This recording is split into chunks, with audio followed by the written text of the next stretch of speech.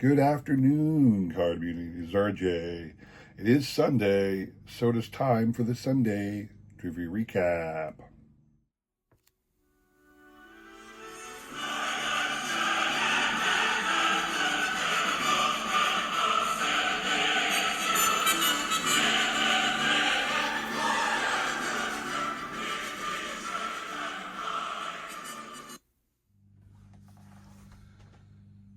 All right, then. Here is hoping you all had a fantastic week.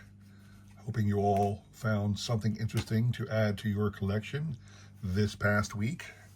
So, without further ado, let's get into trivia and prizes for this week.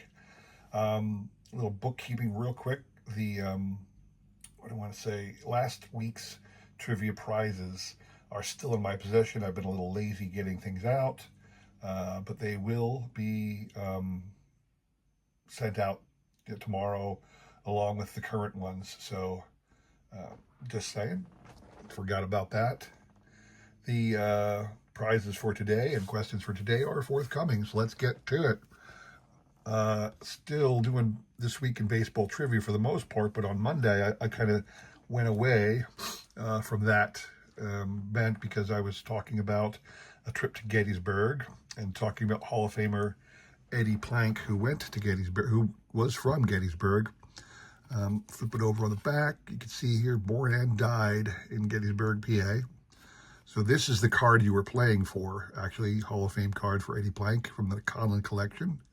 The question was, Eddie was one of 6 players who attended Gettysburg College, and I said, name any of the other 5 because they are not very well-known players. So just name any of them. Here is the list off of Baseball Almanac. And according to Baseball Almanac, Eddie Plank, along with a guy named George Winter, turns out George was a teammate of Eddie's, right there. Then a guy named Rube Yarrison, Slew Bowers, Harry O'Neill, and Red Murph.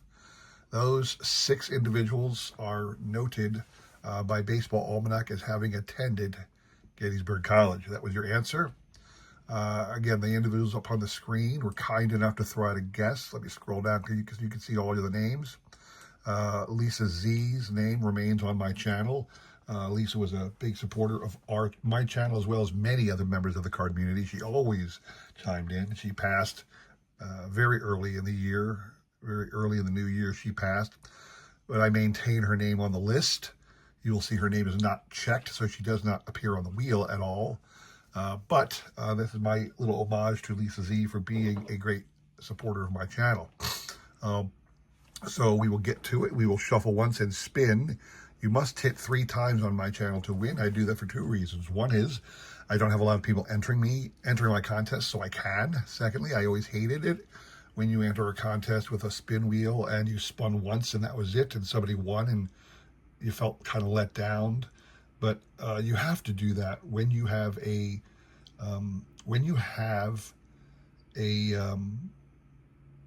long list of people. When you got like 40 or so, 50 people, you can't do that in multiple spins. You got to do one and done. There's no other way to get around it. From my perspective, though, again, not a lot of people, I have that ability, and I enjoy it that way. So it's my game. That's the way it's going to be. So let's spin. Good luck to everybody on this one. So hope you all had some great acquisitions recently. I'm going to use this time right here as I'm talking to you as my commentary, on Pete Rose. So the commissioner of Major League Baseball, Rob Manfred, saw fit to establish a new precedent.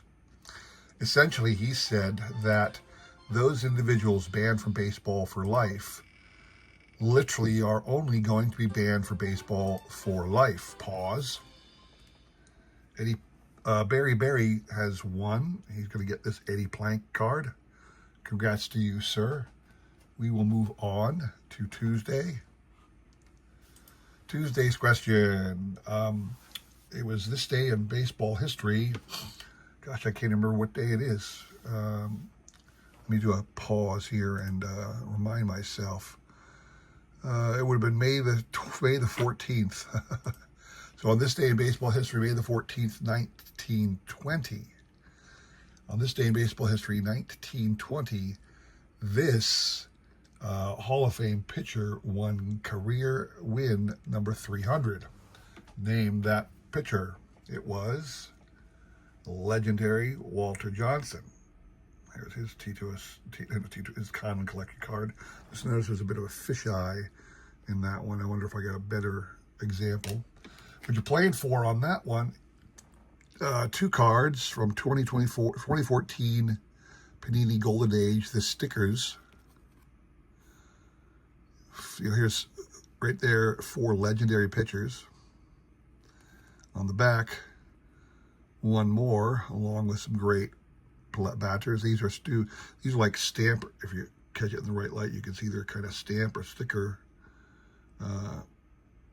things. So that's what you're playing for. And again, the individuals up here on the screen were kind enough to throw out a guess. Barry, you are out. You can only win once a week on my channel. Everybody else is still in the running. We will shuffle once. Good luck to everybody on this one. So I basically said a lifetime ban can only be a lifetime ban. So anybody who has passed will once again be considered part of the baseball universe. That they're no longer on the permanently ineligible list. That's all that means. Their names have been removed from the permanently ineligible list. That included all members of the Black Sox, all of those. Former Philadelphia Philly owner William Cox, look up that story someday. And a couple other players who had been put on the permanently ineligible list never restored. Now, there was a lot of people who are big fans of Pete Rose who are annoyed with this. Now, why are they annoyed? Because they say, well, if you were going to do it, why would you have not done it when Pete was alive? Now, if you read Manfred's decision, it was a twofold thing. One is the permanent banishment of these players and individuals was for 2 reasons. One, it was so that they can no longer have an effect on the game, so that they could not in any way affect gameplay in the future, because they had obviously shown a willingness to cause an effect to the game in the past. So they had no ability to do that now that they were deceased. Pause. Grade worthy, that's Alan. Alan, you'll be getting these cool little sticker stamp things. On Friday, May the 16th, the question was, on this day in baseball history, May the 16th, 1955, this future Hall of Fame pitcher was born. The answer? A lot of people, everybody knows these things, because what I'm doing on this day in baseball history, people just look it up. Jack Morris. This is my Topps 1978 Larry Anderson rookie card. This Jack Morris just happens to be there. In my opinion, Larry Anderson was far. No, I'm sorry. Now, Larry Anderson's just a great member of the Phillies community, and that's why I got this card. Actually, he is not yet on the list of all-time great Phillies in the PSA set registry, but I'm sure he will someday, so I grabbed this card while I could. It just so happened to be on the same card as Jack Morris. So Jack Morris was the answer to that question, which we're playing for. Cool little Kraft mac and cheese panel from 1987 featuring Kirby Puckett and Ron Darling. Doesn't Darling look like he's stoned out of his freaking mind? Kirby just looks happy as always. All right, so the individuals up here on the screen were kind enough to throw out a guess. So again, Barry is out. I don't know, Grade Worthy threw out a guess on this one, did he? Nope. So that's all we need to do. We will shuffle once and spin. Good luck to everybody on that one. So again, he can no longer have an effect on the game. No reason to keep him out for that one. The other one was as a warning, as it's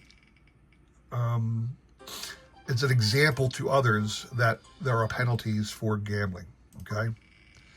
Now, a lot of people said, it was rude to do it. I disagree. If you're going to break those rules and you suffer a lifetime ban, it is without a doubt a lifetime ban. But the moment you are deceased, you should automatically be reinstated so that your career accomplishments can be honored.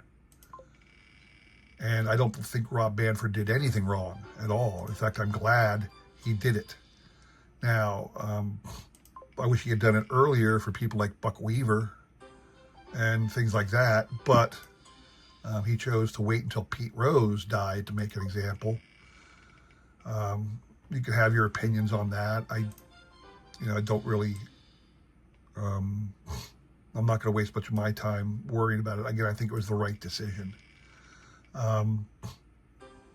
It would be nice, I do believe the example is set. I believe that people like Barry Bonds, Roger Clemens, and all those other guys, consider them.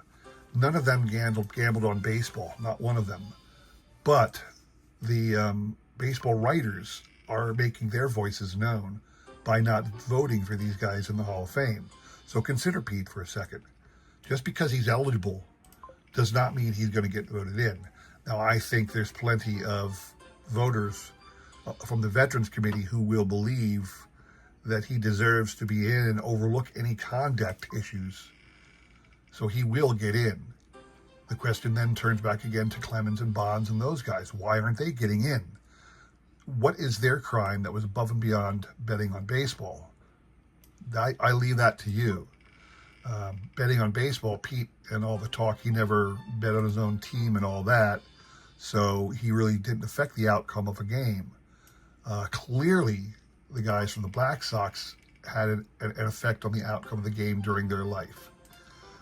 I'd be more inclined not to reinstate somebody who was a person who obviously did something to affect a baseball game rather than to do somebody who broke a rule but really didn't do anything that affected a game.